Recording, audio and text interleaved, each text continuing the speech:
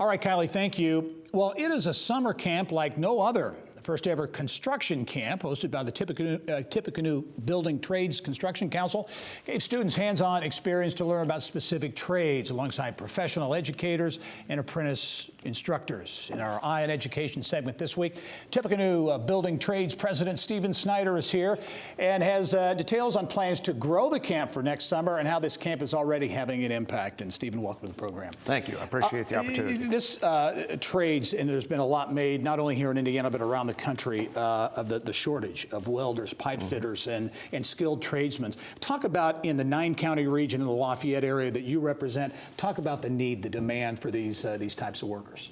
Well, I will say, as a professional tradesman myself, a pipe fitter by trade, and the president of the Tippecanoe Building Trades Construction Council, this is the first time going into the holiday seasons with open calls and or open manpower that needs to be put on several different job sites. So this demand I had not seen in 20 plus years. Yeah.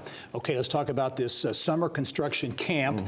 A new idea. This was the first year for it. How did the idea come about? And then just talk about the camp itself and what all happens. Sure. So the idea was born just like anything else out of need. I work real tight with Greater Lafayette Commerce. Kara Webb, I want to give her a shout out. She's a fantastic person.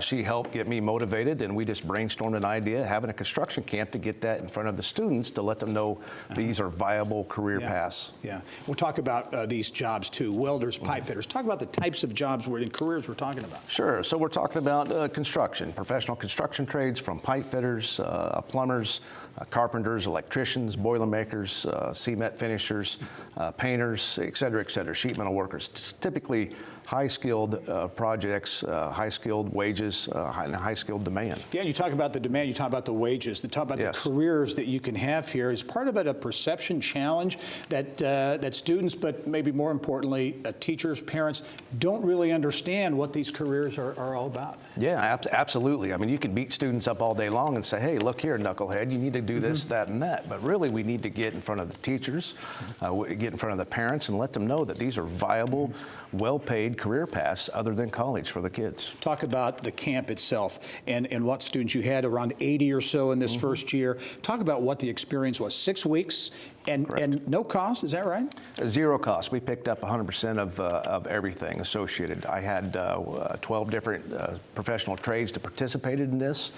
We took care of all the PP&E, professional protective equipment, for the individuals. We bought them lunch. We brought them in on that day. They could sign up whatever trade they were interested in, spend an entire day with the heavy equipment operators, operating equipment, hang out with the best trade of all, which are the plumbers and pipe fitters, and do that fun stuff. Welding, et cetera, et cetera. So it was a great experience to get a hands-on view of the trades. So based on this first year, which I think you're very encouraged by, you're going to do it again next year. How do you see the opportunities for growth in this camp? You know, it's at this point it's limitless. We threw this together, I wouldn't say at the 11th hour, but maybe at the 10th hour, with half expectations. Within 2 weeks, it way succeeded our expectations. The community's hungry for it. The city of Lafayette has got involved with me. Other entities have reached out and said, you're doing a great thing, this is awesome, and our phone's been blowing up off a hook. Yeah, do you think it's already had an impact? I mean, do you think it's already making a difference? Yes, I don't have the exact numbers and metrics, but traffic to our offices has increased. Our joint apprenticeship training committees has all reported across the board an uptick in people that are interested, and my personal phone has been blown off the hook. Well, a lot of creative things going on. This is a great example in terms of addressing the talent pipeline. Snyder is the president of the Tippecanoe Building Trades Construction Council. Thanks for joining us. We'll have you back on to talk about it next year or before. Sounds good. I appreciate the time.